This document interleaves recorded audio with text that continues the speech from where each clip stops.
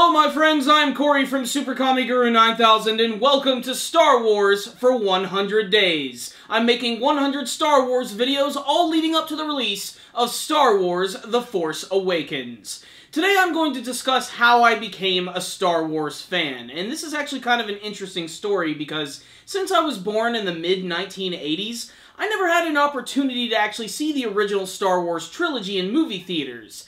That was until 1997, at the 20th anniversary release of the Star Wars film franchise, George Lucas and his team decided to re-release the films in theater with brand new visually enhanced effects, THX digital sound, and some brand new scenes altogether. Now, the special editions of the Star Wars trilogy are not without their controversy, and I am going to save that stuff for later, but I want to talk about my experience seeing these movies in theaters for the very first time. As a young kid, I always did like Star Wars. I never really knew too much about it. In fact, whenever I was young, before the year of 1997 and I was watching them, it was usually on VHS tapes at a friend's house, or if they were occasionally on TV. And honestly, I didn't know what the hell was going on. Like, I didn't know, what the overall story was about. I was just more intrigued by the ridiculousness of the entire universe, all the crazy aliens and space battles and lightsabers. It really didn't mean anything to me until the year 1997, when I really started to pay attention to what Star Wars was really about. And luckily, my dad, who is an amazing father, took me to all three of these movies, which came out over the period of 3 months. They opened up in February and went all the way to March and April. And what's really great about these movies is not only was seeing it for the first time in theaters just such an experience, but there was also a lot of new things that they added to these movies. So I remember vividly going to see Star Wars Episode 4, A New Hope, for the very first time. That's when it had its brand new title, Episode 4, A New Hope. I got to see the crawl for the very first time on a big screen, and that combined with the thunderous applause from the fans in the audience, and of course just the amazing sound quality that was coming out of that theater, just completely rocked my world. And from beginning to end, according to my dad, my eyes never left the screen. I was completely engrossed. In many ways, I was seeing Star Wars for the very first time. At the time, the changes they made to Star Wars Episode 4 really didn't affect me all that much. In fact,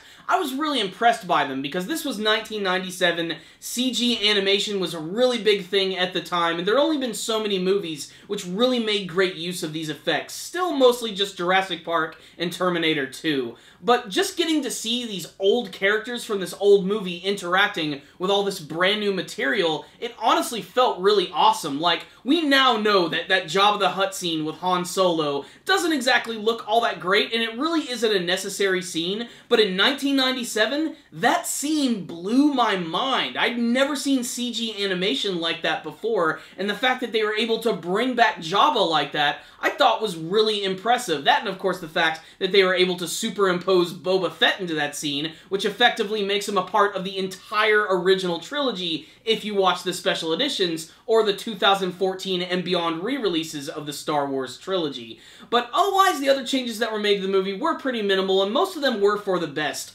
Most of which I believe actually involved the spaceships of Star Wars. There was this one shot of the Millennium Falcon as it was leaving Mos Eisley, and it looked really good. And then there was another scene, of course, before the attack on the Death Star, where you actually get to see Red Squadron coming in their TX-65 X-Wing starfighters, and it's a completely new shot that was never seen in the original movie. In fact, in the original Star Wars, you just sort of see these dots flying through space, but in this shot, you get this nice, grand, sweeping shot of these guys getting ready to come in and go into battle. And it's so memorable that, to me, it's one of the most classic images that I can remember from the original Star Wars trilogy. Like I said, I'd seen these movies before when I was younger, but when I saw them in theaters, I was truly viewing them for the first time as a real fan of the series, because I really understood what these characters were all about. And of course, there were some other little changes they made, which I think, of course, were for the best. The lightsabers looked better, they sound better, the sound was amazing, the soundtrack was changed oh so slightly, and the picture quality was amazing. Now, of course, there are some unnecessary additions. You have a lot of weird robots and creatures who appear out of nowhere in the Mos Eisley scene, and you even have a scene with the sand troopers who are riding on these giant lizards, which are called dewbacks, which were definitely the butt of many a joke, one in which I saw on South Park, which literally made me piss my pants with laughter. But honestly, I like these things. They actually do make the universe seem a little more alive, especially when they introduce more wacky alien alien creatures. And that brings us to The Empire Strikes Back. This was definitely, I think, the most visceral experience, the most amazing Star Wars experience that I've ever had, because even as an adult, I still consider The Empire Strikes Back to be the best Star Wars movie of all time. It is the perfect middle point for the story. And this is the movie that also made the least amount of changes. And most of the changes that were there were completely for the best. Basically just enhancing the visual effects of the battle scenes, the lightsabers, but of course there were some new additions. Most of which actually came later in the 2004 re-releases and the ones that were now on the Blu-ray editions of Star Wars. But I really like that they added the scene with the Wampa, the big abominable snowman, which was actually attacking Luke Skywalker. In the original version of the film, you don't really see the creature at all except for maybe like a split second, and it's effectively just a puppet which is being used by a puppeteer. However, in the newer versions of the movie, they literally have this giant hulking beast which is like the size of 3 Wookiees put together, and you actually get to see it munching down on the Tauntaun that it just killed, and then you get to see it actually attacking Luke Skywalker, and it cuts its arm off, and it freaks out that its arm's been cut off. It's a really crazy and awesome scene. And then, of course, there was Return of the Jedi. I distinctly remember waiting in line for this movie with my dad and my brother. I remember because my brother really wasn't all that happy about going to see a Star Wars movie, which he claims we could have just rented this at Blockbuster. Remember when Blockbuster used to be a thing? For me, though, my hype was through the roof. I could not wait to see this movie, and it made some of the biggest changes that we have ever seen, some of which are extremely controversial, which, yet again, at the time, they didn't really bother me. In fact, most of them happened at the beginning of the film at Jabba's palace. There was this big extended musical number that they decided to do, which involved Jabba's personal band, which is known as the Max Rebo Band,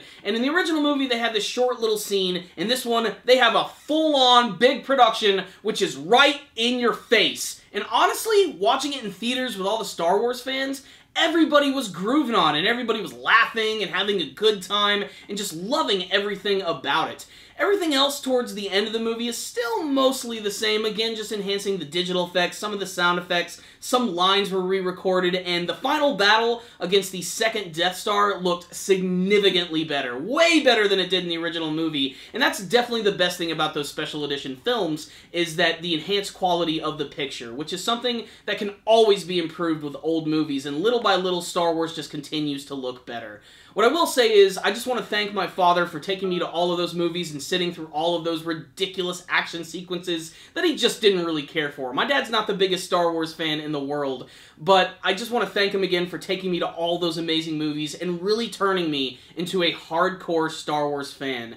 The other reason that these movies were so popular, too, is because at the time, no one even realized that there was going to be any more Star Wars films, and this was just 2 years before Star Wars Episode 1, The Phantom Menace, and it was a really, really great way to sort of build up some fanfare for it and get people really excited for the release of the next Star Wars trilogy. Thank you guys for watching my video today. Before you guys leave, make sure to tell me if you saw any of the Star Wars movies in theaters. Whether it be the original trilogy, the prequel trilogy, Star Wars, the Clone Wars. Were you around when the special editions were released? Did you have that opportunity to see them? Are you an older fan who literally saw the movies back in the day from 1977 all the way to 1983? Please tell me your experiences in the comment section below, and please tell me what you hope to see from Star Wars The Force Awakens. Thank you guys for watching my video. Make sure to like it, share it with your friends, and subscribe to the channel. And make sure to check out our weekly podcast show, The Powerful Nerdcast. Thank you guys again for watching, and as always, may the Force be with you.